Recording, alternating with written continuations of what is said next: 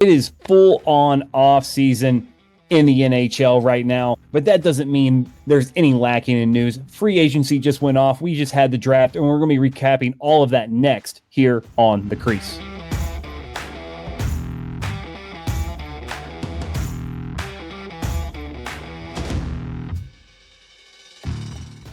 Welcome into The Crease, and before we get into all of that great offseason hockey action and news that we're going to be discussing, I want you to go ahead and hit that like, subscribe, and follow button for me. Go ahead and do it right now. Don't wait to the end of the video. Don't wait till you decide to click something else. Do it now. Help support the page. Follow, like, subscribe, do all those things for us.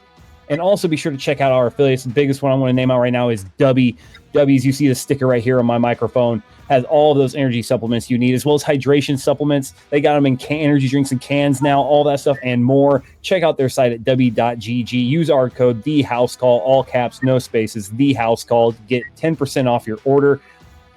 And go get that clean energy, none of the jitters that you need to get all the mental focus to do your day-to-day tasks.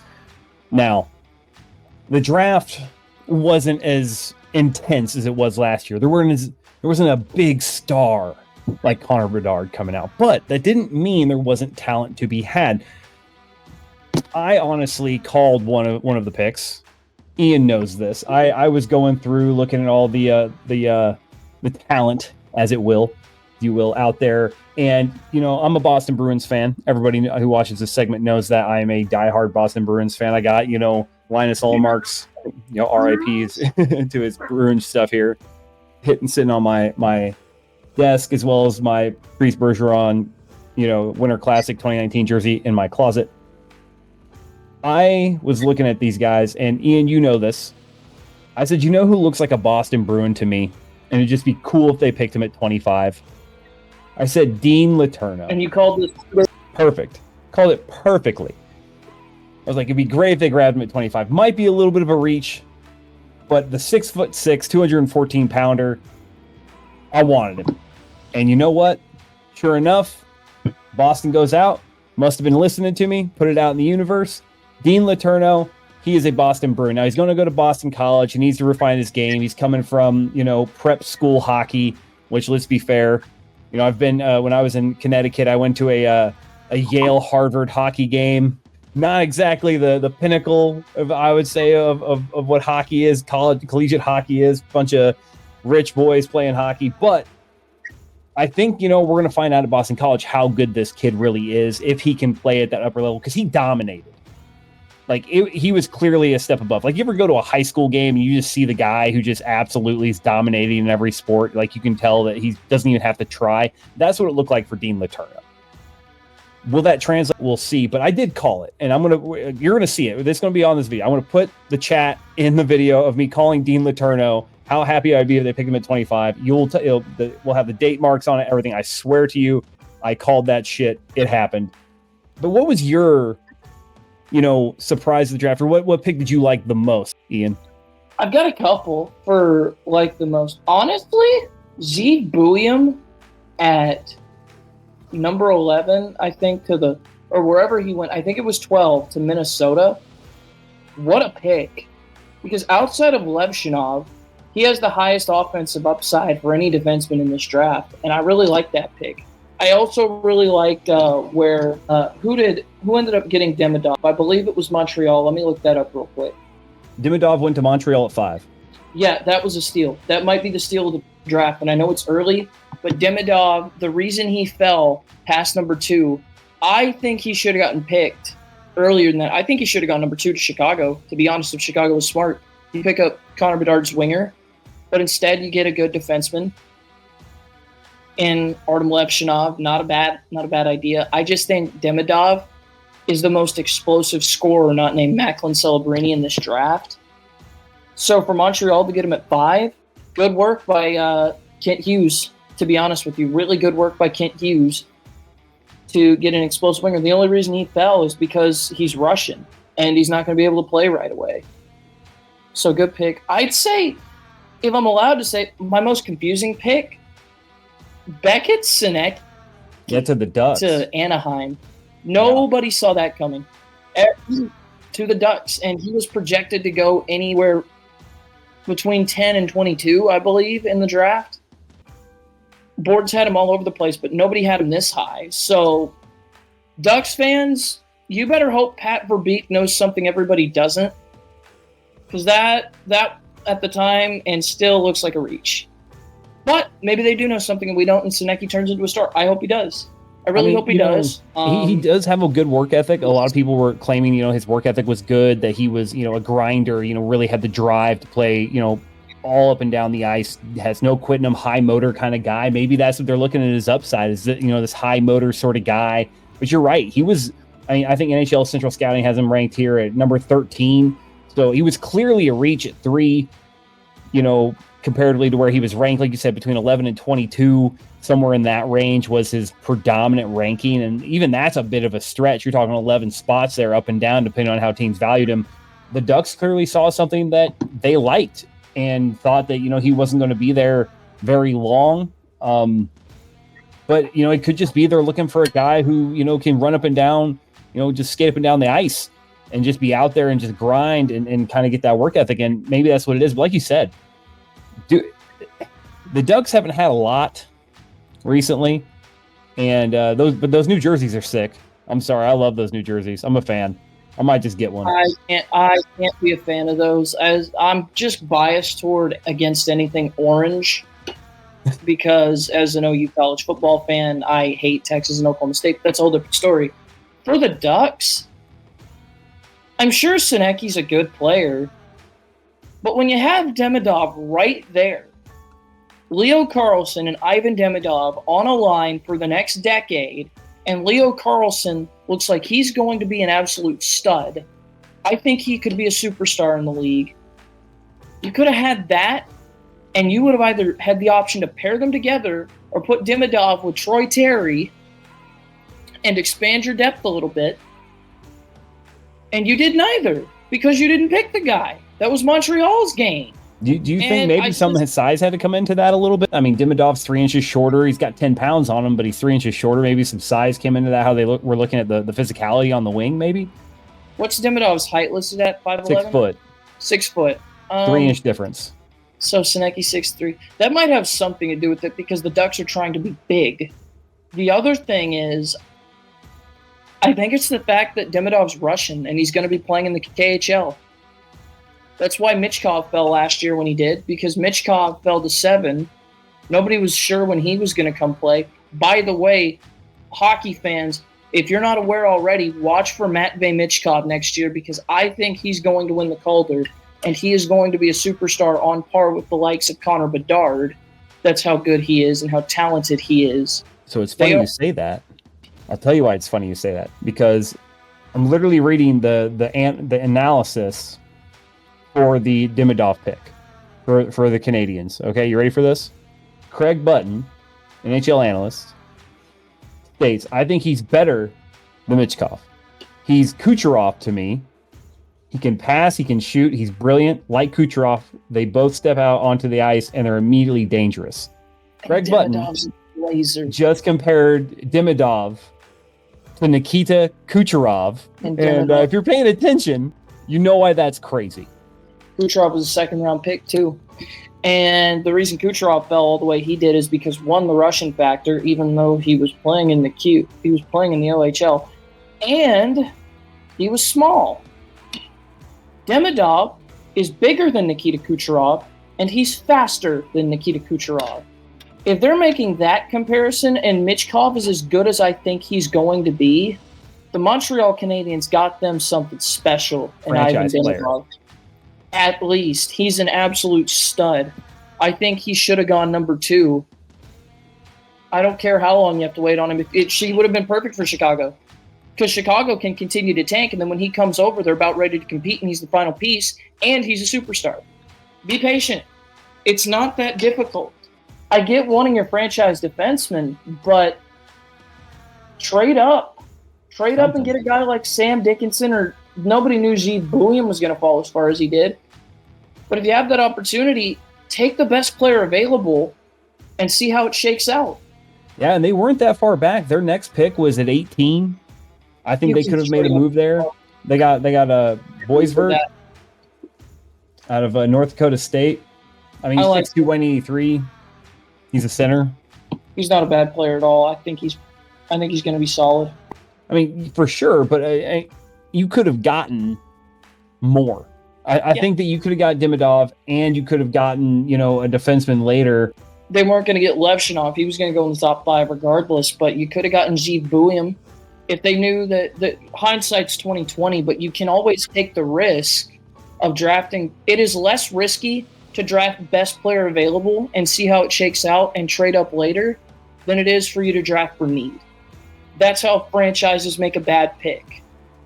And my philosophy has always been, you address the best available in the draft and you address your needs in free agency. Chicago made a need pick, and it's a good pick. I still think there was something better on the table that Chicago and Anaheim could have had, and they don't. So congratulations, Montreal. That was a fantastic pick. It really was. Chicago did find value in free agency.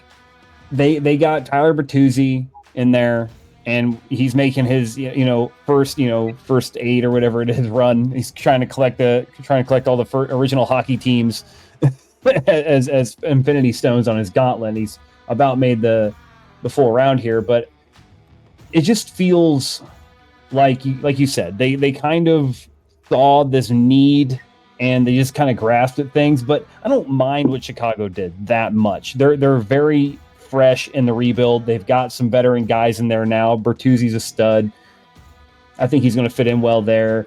They made some other good pickups, but it's just interesting to me how some of this stuff's shaken out. And the funny thing is that I don't even think that's like, as much as Chicago's the uncertainty and what they did and how we don't like it that much, I don't even think that's the worst moves made. Honestly, my biggest problem is actually with my Boston Bruins, and it's not because they didn't pick up good players. It's not because they didn't do things. It's the handling of the Linus Ullmark trade. You got so much less than I feel like you could have gotten, and I don't know how you look at that, trade and come away happy as a Bruins fan. You had probably the best goalie tandem in the NHL.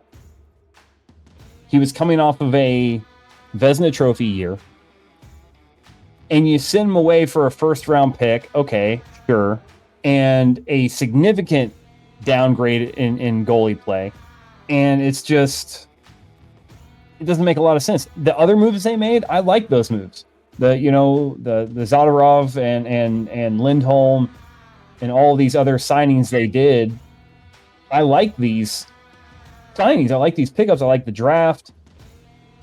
It just doesn't make sense to me that you just ship out a commodity like Linus Ullmark when teams like New Jersey is in the market for a goalie and they have assets. You have teams out there that are in the market for a quality goalkeeper, and you ship him out to Ottawa for nothing? It makes no sense. I mean, a first-round pick's not nothing. I get where you're coming from, and I do agree with you. I think they could have gotten more. I think what it really was is the Bruins management saw how Swayman performed in the playoffs and said, that's our guy. And we knew that was coming. It happened. It could have happened last offseason. It happened now. Maybe that was the best offer they had for a guy like Linus Ullmark. And that's crazy to me. I think he was having a down year. It wasn't his best year coming off a Vezina Trophy, but you saw the time of trade. He didn't. So apparently they had a trade on the board during this last year and into the offseason as well. He vetoed it to the Kings. I believe it was. But yeah, he turned down multiple trades, and I've seen other analysts go, you didn't want to go there, but you're okay going to Ottawa? Like, I don't get it. If that doesn't make sense to me. If that's true, then it changes my perspective, because at that point the Bruins did make do with what they had to do. Because I've lost faith in this core for Ottawa. I don't think they're going to make playoffs next year. I don't think they'll be very good. They should be on paper, but I don't think they've got the core to do it. They've got the pieces to do it, but the core hasn't put it together. So odds are that pick could be kind of high. When is it? A 2025 first-round pick? I have to check. Because if it's a 2025 or 2026 first, odds are that could be a pretty high pick, depending on how Ottawa's season goes. And you get a backup goalie, and you say, okay, Swayman, it's your net now. So there was it was actually the 2024 pick. It was Boston's original pick. Or the 2020, it was number 25. Oh, it was the Letourneau. So it turned into Dean. Yeah, so it was Dean Letourneau. That's right. Yeah. So they basically they traded pick. Linus Ullmark for an unproven prospect and Jonas Korpisalo. Yeah. You could have done better, but at the same time, if he's turning trades down left and right and only wants to go to Ottawa, you did what you could. And we agree that we like the Dean Letourneau pick, so we'll see. Not bad dealing. From where I'm at, not bad dealing. The funny thing is that was Boston's original pick. Boston traded that pick to Detroit. Detroit traded that pick to Ottawa. Ottawa sent the pick back to Boston. It was their original pick. But, you were talking about how Ottawa's not making the playoffs. We'll see how this works out, all those sorts of things. The funny thing about talking about teams that are making the playoffs is that the team that I think made the best moves, right? The Nashville Predators absolutely won free agency in my mind. You got Saros back. You get Steven Stamkos, Jonathan Marchessault, Brady Shea in free agency. The Shea pick maybe is probably it's kind of just an extra little little bit on top kind of thing. But he's a body, and I think he's going to be relatively good for them. But Marchessault and Stamkos, both 40 goal scorers last year. They're going to add firepower to a team that was already a playoff team. A team that realistically almost moved on against a very, very good, I believe it was Vancouver team. Absolutely. And probably could have won that series if it hadn't been for a few third period collapses. Now you give them Stamkos and Marchessault. Mm-hmm. You lock up your goalie long term. Look out. And this is always a thing. Knock on wood. Health will be one of the only things I see to derail this Predators squad. You have to be afraid of them. This is your first notice, everybody, that the Nashville Predators are for real. And if they don't win a Stanley, they're still going to be fun as hell to watch. Absolutely fun to watch. And I just don't know if there's a team that had a better offseason so far than the Nashville Predators. I really don't. I don't know if there is one. And in my mind, I just don't see how, you can't be excited about what they got going for them right now. I really don't. Their draft, they had Igor Shurin, center. He's Russian, 17 years old, had 53 points, 6'1", 197. We'll see how it goes. He's still young, same problem, he's Russian. When can he get on the ice in the NHL? All those sorts of things. We'll see how it goes, but it's going to be real interesting to see the Predators next year. I am excited. I'm a stone's throw from Nashville. I may go up there and watch a few Predators games, especially if my Bees are in town, just see how they match up, because I would not be shocked if the Nashville Predators find themselves in a Stanley Cup final by the end of the 2024-2025 NHL season. So when it comes to the Predators, I really like what they did. To be honest with you, I agree with you. They're the winners of free agency for now. How long is their window? Because Marchessault, I'm pretty sure, is 32. Stamkos is... How old is Steven Stamkos? I'm going to pull those up real quick. Stamkos is 34. Stamkos 34. Marchessault's what, 31? He was born 1990, so he's 34. He turns 34 this year, December 27th. Marchessault's as old as Stamkos. Wow. Okay, and how that core, they're not going to have a long window. So if they're going for a cup, they are going for a cup right now. And that could pay off. If they bring home their first cup, they absolutely won free agency. They have to win the cup. This might be their best shot to do it with the talent they brought in, because you add Stamkos and Marchessault, two excellent goal scorers. plus a center in Stamkos. You add them to Philip Forsberg and Roman Josi. You add to that back end with Brady Shea, a back end that's actually pretty solid. They made a lot of good moves, really solid moves, but they have to win now. They absolutely have to win now. And especially in the division they're in, Colorado's not going anywhere. No. I don't know if Winnipeg will be as good as they were next year, but they're no easy out. Dallas isn't going anywhere. Dallas isn't going to be as good next year as they were last year, but they're not going anywhere. It's going to be difficult for them. I would not be surprised if come like the trade deadline, they're right there in the mix for the division. They make a trade to acquire like a final piece to push them over the top. I don't know who's going to be available. Has to be a defenseman. They have, but I think I could see them getting one. I could see them getting one, and that pushes them over the top. But you know, we're sitting here talking about all the great things the Predators did. I want to point one thing out to you. How bad the Stars were? No, actually, this is worse. So, how? The Washington Capitals. Oh dear. Have an aging Ovechkin. Were atrocious down the stretch. Snuck into the playoffs. One of the worst goal differentials we have seen of a playoff team in modern hockey. One of the worst wild card team I've ever seen. Yes, without a doubt. And somehow, the cancer that is Pierre-Luc Dubois just wait for another team has found his way onto the Washington Capitals. Now, it wasn't the only move they made. They did pick up another guy who's just been a bane of existence and has forced his way out of just about every town he's gone into in Chychrun. That's not Chychrun's fault. He's been put in two really bad situations. He really has, and he's now found his way into a third. Poor Jacob Chychrun. Dude, like, I don't understand. It just, and like, you know, as I read the articles about this, you know, and how the Capitals did this, everyone's trying to put a positive spin on it. Like, Pierre-Luc Dubois has been a better hockey player more often than he's been a bad hockey player. He's been a okay guy more than he's been a not bad, like a bad guy. And it's just, they actually gave, this article I'm reading now, gave the Washington Capitals an A for free agency. They gave them an A.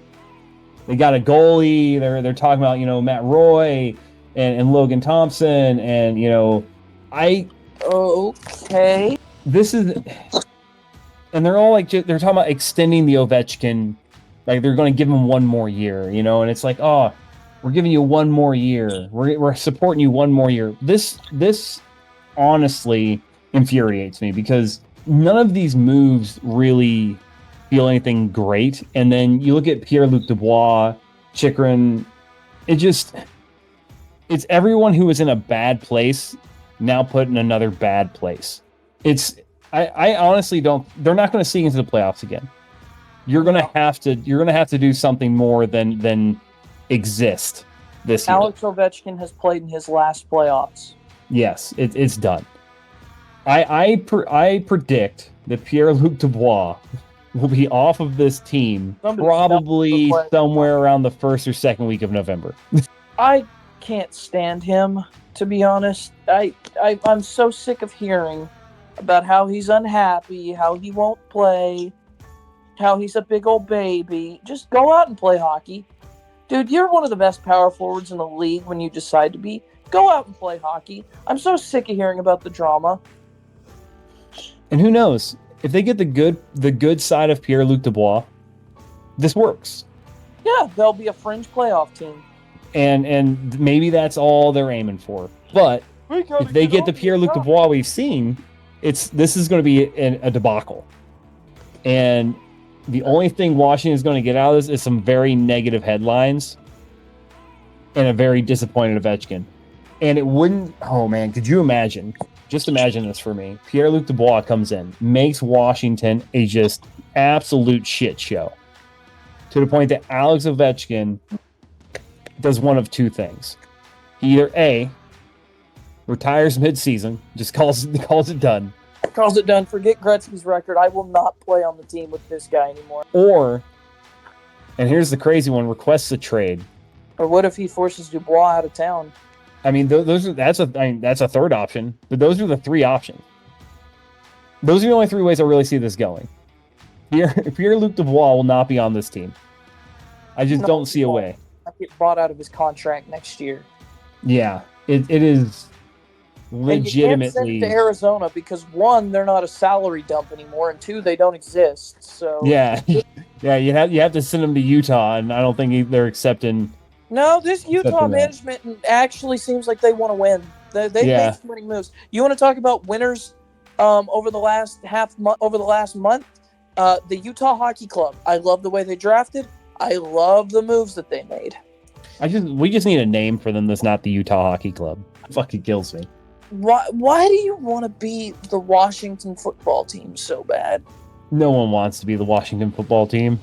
I don't even think the Washington football team wanted to be the Washington football team. No.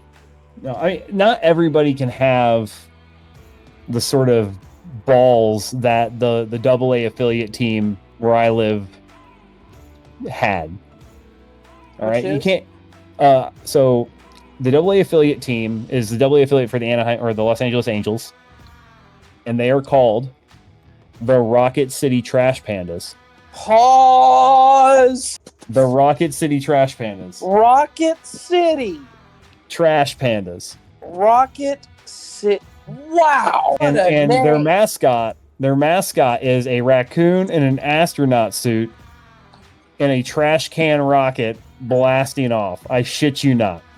I've got to come down there and see one of these sometime. It was voted on by the people who live here. And I know Utah is doing that. They're going through it right now. They're voting for a name. But you will never reach the pinnacle. Just call them the Venom, be black and purple, and do something like TCU's uniforms and be done with it. Bro, that'd be tight. That would be cool. Well, TCU used to be, because TCU decided they didn't want good uniforms either. But yeah, I don't know how this is going to work out for Washington, but I don't see it going well, unfortunately, for them. And honestly, it's going to be interesting to see how this all plays out. But I got the Predators, definite playoff team. The Capitals, eventually going to retire or Luc Dubois is getting shipped out of town before November. And hey, you know what? We will see how it all shakes out. It is going to be a great, great hockey season. I know I'm excited for it. I know Ian's excited for it. We cannot wait to talk regular season hockey again. It is all I've been thinking about, in all honesty, because I need me some hockey in my life. We are going to be debuting our Hockey 101 segment coming here in the coming weeks. You will be able to see that segment. It is going to be the introduction, teaching hockey, showing people the ropes of hockey to increase the fandom, increase the watchability of the game and the understanding of the game for all of those fans who like hockey, want to get into hockey, but don't know where to start. We will have the Hockey 101 segment coming soon to the Crease. And until then, that's Ian. I'm Joe. We'll see you next time.